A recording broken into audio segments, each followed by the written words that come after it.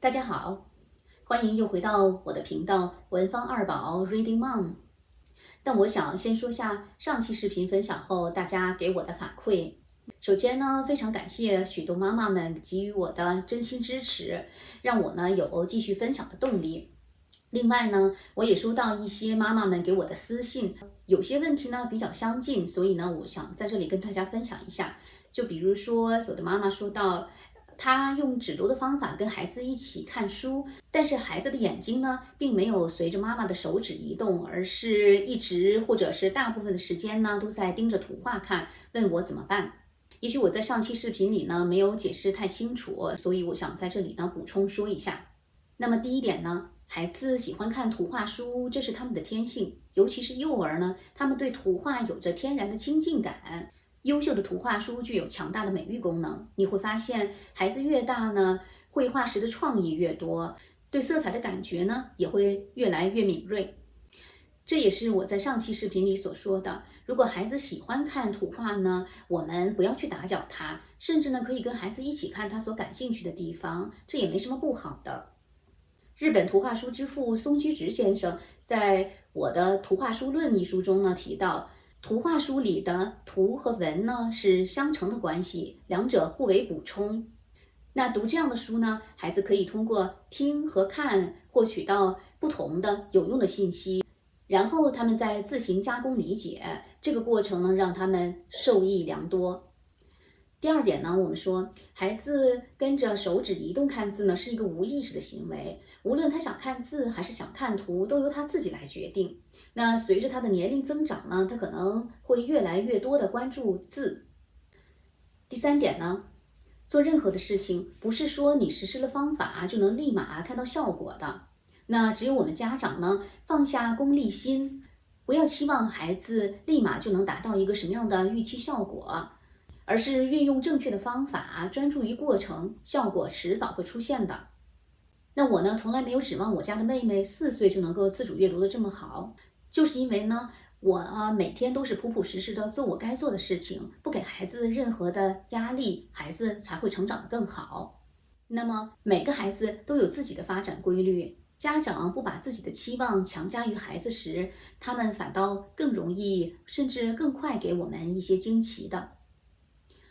下面呢，我们回到今天的主题，来分析一下为什么我不太推荐其他的识字法呢？第一呢，我想说一下用字卡教孩子识字这种方法。我知道很多妈妈们都喜欢教孩子认字卡，就是一个字一个字的教。那孩子们呢，有时会觉得枯燥无聊而不想学。我想这也是为什么很多的育儿专家说都反对让小孩子们单纯的学认字的原因。因为呢，它可能对儿童的一个心理发展呢非常的不利。在这里呢，我呢不打算详述说认字卡对孩子的儿童心理发展会不会有什么影响。如果大家有兴趣呢，可以自己网上搜索一下。我呢只是就单纯的论用字卡教孩子认字这件事呢，说一下它的功效。我知道呢，有些妈妈们很会动脑筋，花了大量的时间，用各种做游戏的方式教孩子们认字卡。通过长时间的努力呢，孩子们终于认识了几百个汉字，但是这种呢教孩子识字的方式呢，效率呢却很低。因为呢，我在我家姐姐小的时候呢，也体验过一小段时间用字卡的方式教她认字。那她从小呢就对汉字敏感，大概差不多1岁半左右呢，在我给她读经时呢，就会跑过来好奇地问我说读的是什么。他经常指着书上的字就问我说这个是什么，那个是什么。那我呢就随便教给他一个在字，第二天呢就发现他居然还能找出来这个在字，并且能把它正确读出来。于是呢，当时我就买了一些字卡，带他读上面的一些字，所以2岁之前呢，他就认识了60几个汉字。但是呢，我呢很快就发现他在学习新字的同时，还得复习旧的字卡，不然呢过不了多久他就会忘记了。这跟咱们只读绘本法不同，绘本中呢会重复出现一些常用的字词，那孩子们就会自动的反复记忆这些常用字词。另外呢，我想孩子们通过字卡的方式认字，除了花草树木等等这样有实物的字他们比较容易理解之外呢，大部分的字如果没有上下文，没有所对应的词组，孩子们根本不可能真正理解这个字的意思。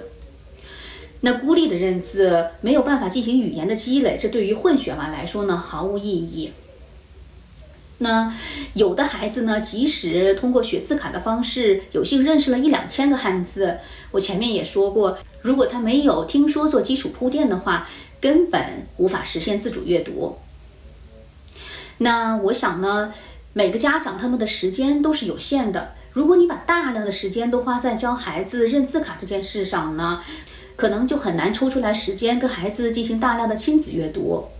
而亲子阅读呢，才是提高孩子智力的真正手段，也是呢奠定孩子进行语言输出的一个有效基础。那我为什么也不推荐说用读经的方式教孩子们认字呢？一来呢，我前面也提过说，每天的读经的内容呢，小孩子很难把它们运用于日常的生活当中。所以呢，对于中外家庭的孩子来说呢，想要通过读经的方式来实现日常的中文交流，那是根本不可能的。二来呢，通常经文的内容都比较绕口，那孩子们很容易呢就会觉得枯燥无聊，对读经这种方式呢就会产生反感或者是厌倦。所以呢，我觉得如果有些家长呢确实认为4书5经能带给孩子们大智慧的话呢，读经最多也只能作为一种辅助手段，每天呢占用孩子们少量的时间。一定要花大量的时间跟孩子们一起共读这些生动有趣的绘本。至于其他的一些识字书呢，比如说某某快读之类的书，那我想如果用了我推荐的一些方法呢，其实是根本没必要用的。我呢也只是用它们来测试了一下我家娃们的识字量而已。那最近呢新出来一套某某中文分级阅读识字书，号称呢是第一部真正的中文分级阅读书。它贵得要死，我们呢是没有买的，也觉得没有那个必要买。因为呢，我认为它的基础原理和我说的只读绘本法呢，其实没有太大的区别。那如果呢，它还配了一些字卡呢，甚至是识字软件呢，我觉得也只是一些多余产品，浪费时间而已。那还有一种方法呢，是通过点读笔来让孩子识字。道理上讲呢，这种方法是很有用的，可是呢，操作起来呢，却并非尽如人意。那我家姐姐刚3岁的时候呢，我们回了一趟国。当时呢，我给他买了一套某某牌的点读笔，以及配套的识字书，还有绘本回来。当然这是一套了，识字书有8本，绘本好像是从第1集到第8集吧，我也不是很清楚了。那本意呢是想让他们点读识字书里的字，大家看一下，这都是大字，对于识字来说确实是很有帮助的。但是呢，我家的孩子们呢，只对里面的这些辅助的音乐感兴趣，比如说，我给大家点一下。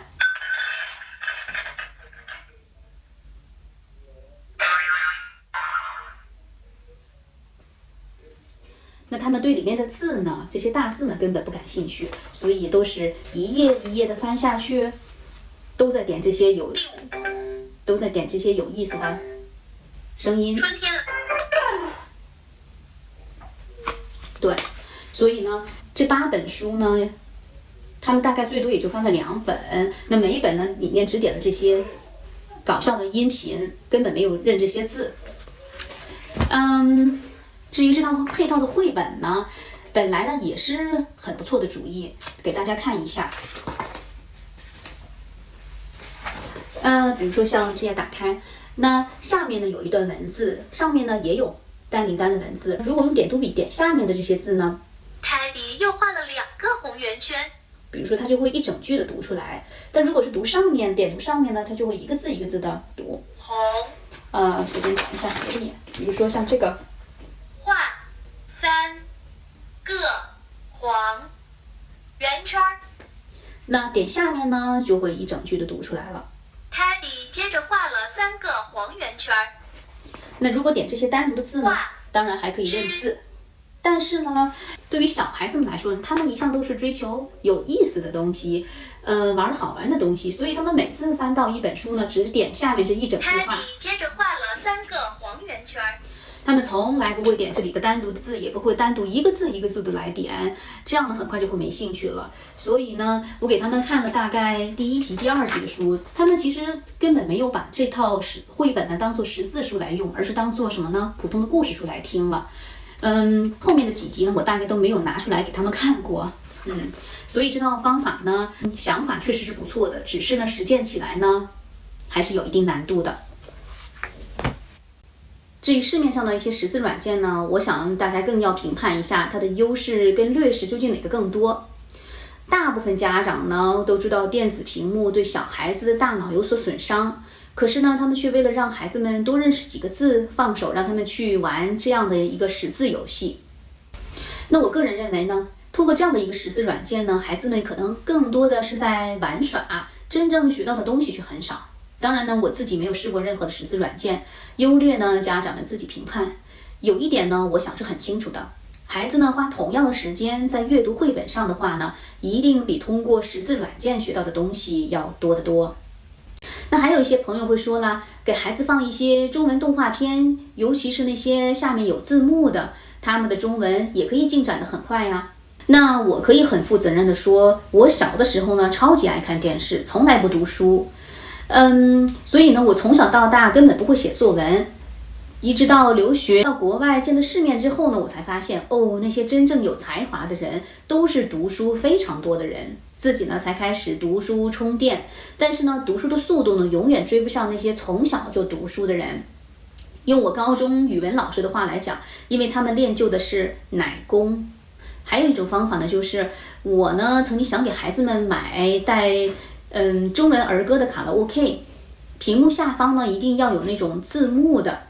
因为孩子们喜欢唱歌，如果他们经常唱重复的歌曲，每个音呢停留在某个字上，他们就会自动的去看下方的字幕。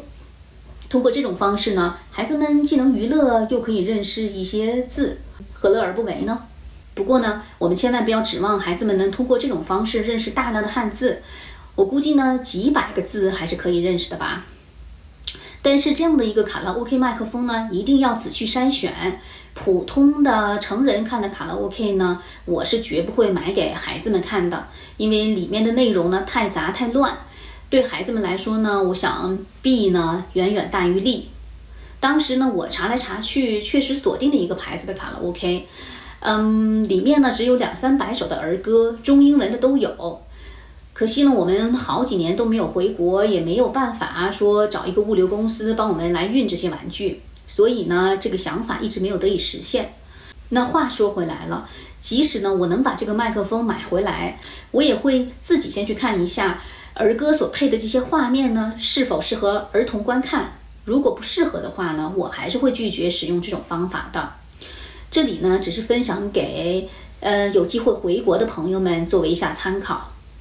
最后呢，我想总结一下，